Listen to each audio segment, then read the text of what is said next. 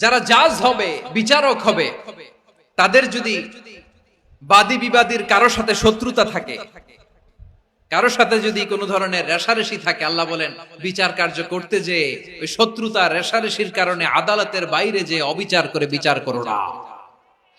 ওয়ালা ইয়াজরিমান্নাকুম শানাআনু কওমিন আলা আল্লা তা'দিলু ই'দিলু হুয়া আকরাবু লিত্তাকওয়া ওয়াত্তাকুল্লাহা ইন্নাল্লাহা খাবীরুম বিমা তা'মালুন।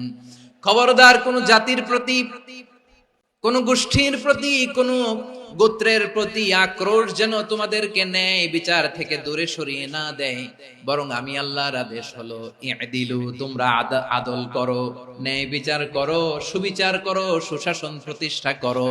হুয়া আকরাবু লিত্তাকওয়া, এটাই তাকওয়ার সবচেয়ে কাছাকাছি। সুবহানাল্লাহ বলেন। কোরআনের বিভিন্ন আয়াতে আল্লাহ তাআলা স্পেসিফিকলি ধরে ধরে বিচার করার সময় আমরা যেন আদল করি সেটা বলেছেন। কোরআনের কোন কোন জায়গায় আল্লাহ তাআলা এই আল আদল শব্দটা ব্যবহার করেছেন। আবার একই জিনিস ইনসাফ, সুবিচার, সুশাসন, ন্যায় বিচার, ন্যায় পরায়ণতা বুঝাতে আল্লাহ তাআলা কখনো কখনো আল কিসত শব্দটা ব্যবহার করেছেন। আল্লাহ তাআলা বলেন ওয়া ইন হাকামতা ফাহকুম বাইনাহুম বিল কিসতি ইন্নাল্লাহা ইউহিব্বুল মুকসিতিন। যখন তুমি বিচার করবে, বিশ্ব নবীকে উদ্দেশ্য করে অ্যাড্রেস করে বললেন, নবী হে, ইহুদিরা কোনো বিষয়ে মীমাংসার জন্য যদি আপনার দরবারে আসে, যদি বিচার করতে হয়, খবরদার অবিচার করবেন না। ফয়সালা যেটা করবেন কিসতের সাথে করবেন, ন্যায় পরায়ণতার সাথে করবেন, কারণ ইন্নাল্লাহা ইউহিব্বুল মুকসিতিন, নিশ্চয় আল্লাহ রাব্বুল ইজ্জাত ন্যায় পরায়ণশীলদেরকে বড্ড ভালোবাসেন। সুবহানাল্লাহ বলেন।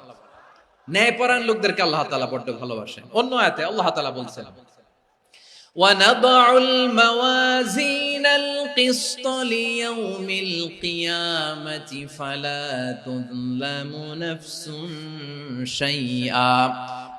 আমি কিয়ামতের দিন ন্যায় পরায়ণতার মানদণ্ড স্থাপন করব, যেটাকে আমরা মিজানের পাল্লা বলি। আল্লাহ বলেন ন্যায় বিচারের মানদণ্ড কিয়ামতের ময়দানে আমি আল্লাহ স্থাপন করব। সেদিন কারো প্রতি বিন্দু পরিমাণ, এক চুল পরিমাণ অবিচার করা হবে না, কোনো অবিচার করা হবে না। সেদিন সুশাসন হবে, সুবিচার হবে, ন্যায় পরায়ণতার সাথে বিচার হবে। আওয়াজ করে পড়েন আল্লাহু আকবার।